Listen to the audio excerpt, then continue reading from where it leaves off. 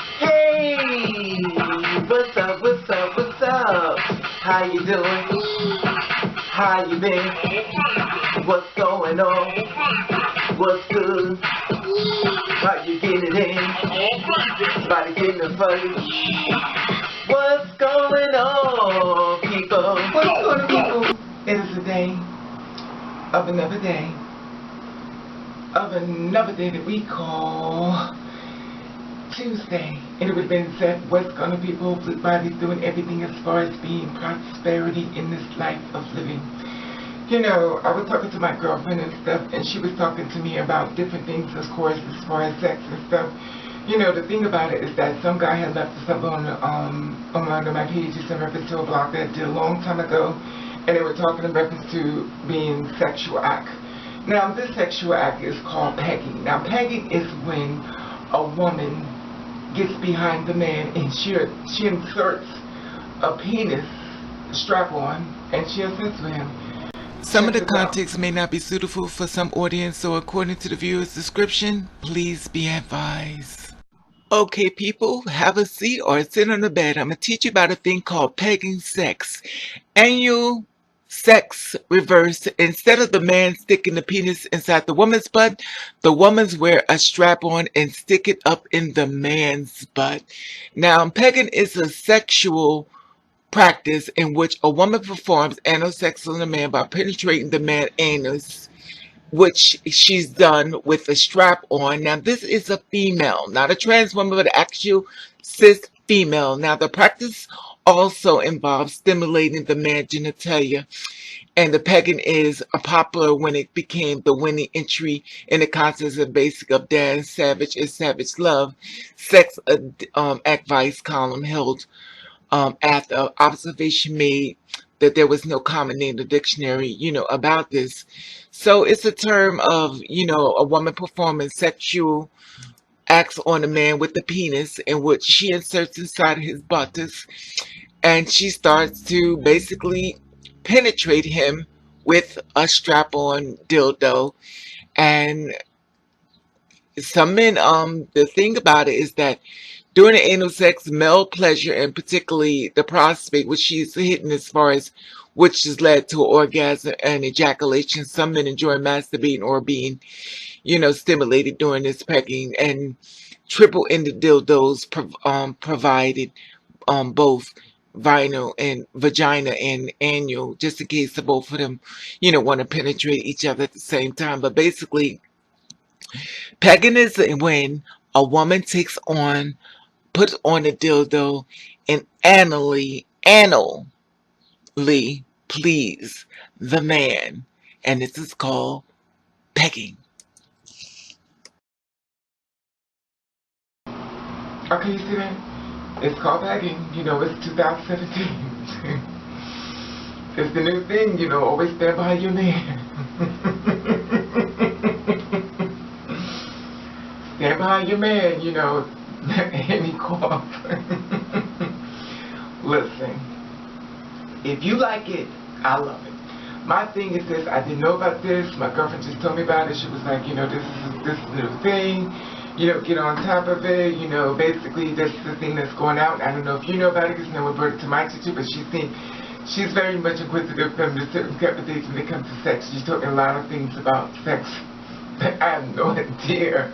I mean, what's by the time you have sex with someone, you just go home and you had sex, and it's somehow it's taking on all different means as far as sexual act and all these new labels and stuff that's basically come across the word, as far as living and stuff. Now I'm going to talk to you about something else in reference to someone who hit me up and asked me to do a blog on cross-dressing.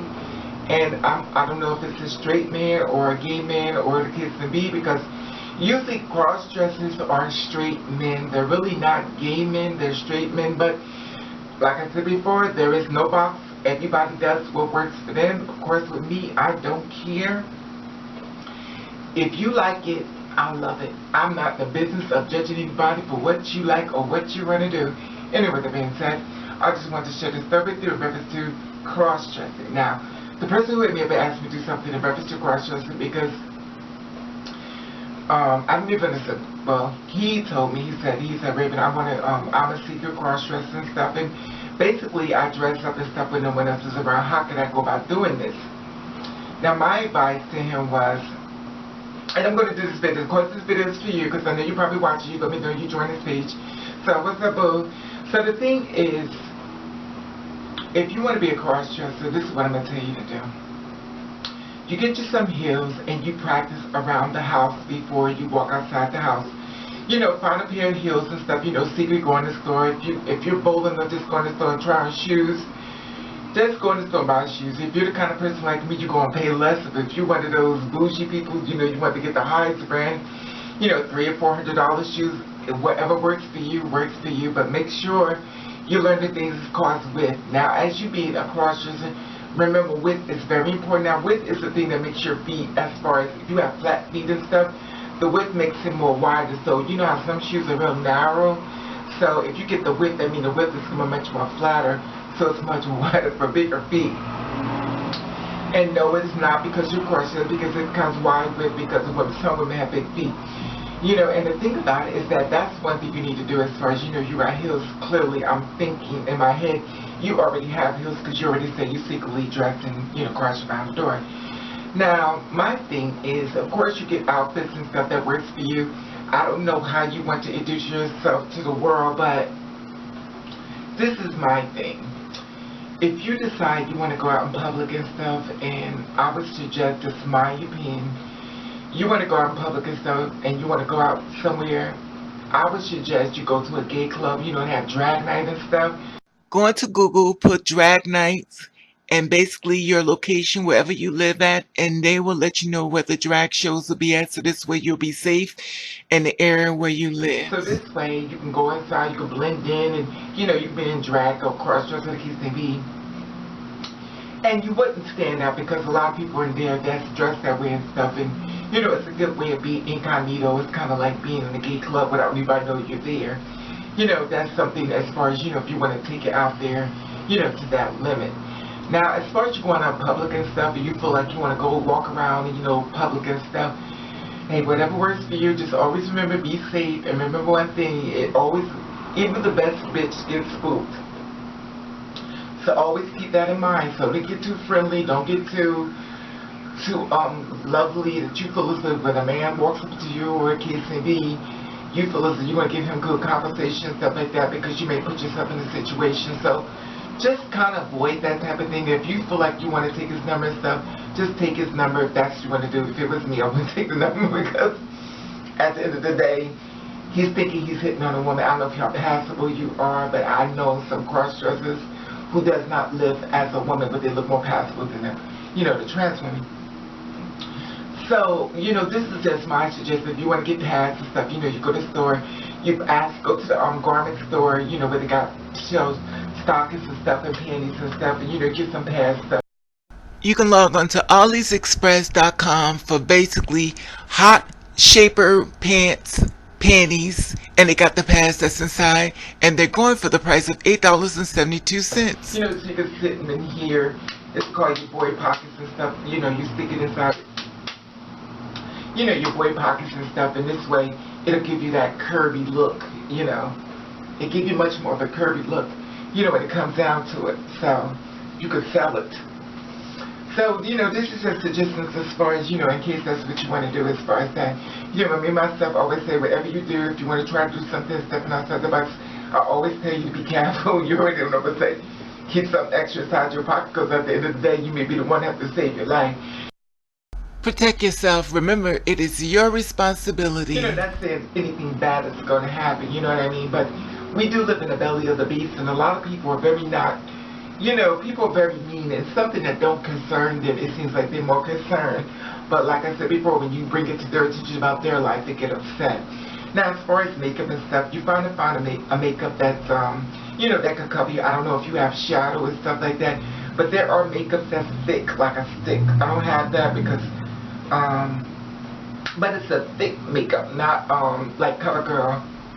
Here we have concealer. Basically hides all the blemishes inside of your face, and like I said before, you could always go on Google and basically find someone who's showing you how to apply concealer.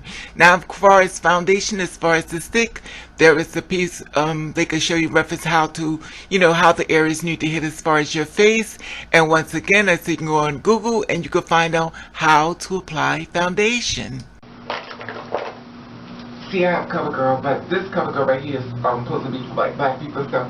But it looks a little light and stuff, but it's actually supposed to be for like black people. But I have something, it's for lighter skin people. Now I'm not light like this, but for some reason when I put it in, I like to rub it all the way in because I don't like the way makeup. So you kind of can tell I got a little makeup on, but you can't really tell I got a lot on because I don't like it.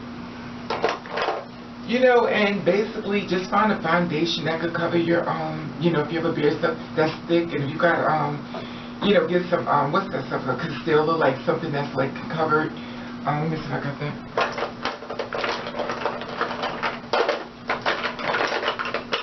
Well, it's like a concealer and stuff, but it's like a, I think I have that. Like a concealer, it's called concealer. You can look it up and stuff, and basically concealer's like, you put it in, like, cover your beard and stuff, and then you rub it in till it, you can't see it, then you put the foundation over top of it. It kind of can help you as far as, for the makeup and stuff that you apply to your face if you want to cover the hairs that's in your, your face stuff. Listen, I'm not a makeup blogger. I don't do makeup, and clearly, I look a hot mess, but at the end of the day, I just give you a little heads up as far as what you want to do. As far as if you're the kind of person who wears stockings, you always get tall because you're probably taller. The kids can be, in case you're big and stuff, always get the longest one or the biggest one. And, just have fun with it and stuff. Don't take it so serious and stuff, and be careful, and just find things, and basically, this is the thing. If you want to go in the store, you want to buy women's clothes and stuff, and if you feel uncomfortable about it, in case a salesperson walk up to you, they say, may I help you? You just say, well, I'm here, I'm just looking. You can say that, or you could say, I'm looking for my girlfriend and stuff, and basically, you let them know, or you could just go do it yourself. Most of the time, people don't walk up to you anymore because they feel as though, when people feel as though they walk up to you inside the store, you leave out, so they kind of just let you run it through, and they'll stand around in case you need help. You could just walk up to them and ask them for their help and stuff, because a lot of times with black people and stuff, when you walk up to them and ask, can you help them, they kind of get a little offended, like, oh, I'm not here to steal anything. But a lot of times, I'm not saying all the times, but a lot of times black people get offended and they walk out the store and you lost the style. Anyway, the being said, I just want to share this story since you read the pegging, and cross-dressing. Anyway, the being said, I would love to hear your feedback on this, and I will let you know that I love you, and I want to thank you for watching Guess the Raid.